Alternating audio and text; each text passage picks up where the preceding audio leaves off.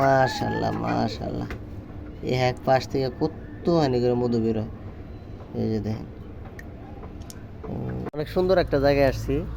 এই যে আমার ভাগ্নাকে সাথে করে, এটা হচ্ছে দুবাই জামে মসজিদ। হ্যাঁ, দুবাই জামে মসজিদ, আর পাশে হচ্ছে একটা সুন্দর পুকুর আছে। এই যে অনেক চমৎকার একটা পরিবেশ।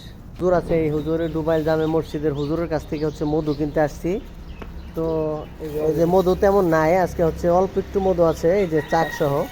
এই যে দেখেন, চমৎকার একটা মধু নিলাম, খুব ভালো লাগলো। এই যে সরষে ফুলে একদম ভরপুর, অনেক সুন্দর।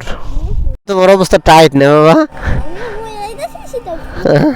তুমি যেরকম একটা বিদেশি সোয়েটার পরছো, তাও তোমার শীত লাগতেছে তো। অরিজিনাল মধু একদম চকলেটের মতো।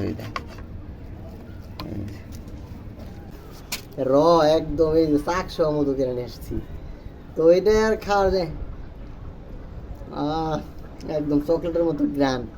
এই যে লক করা থাকে।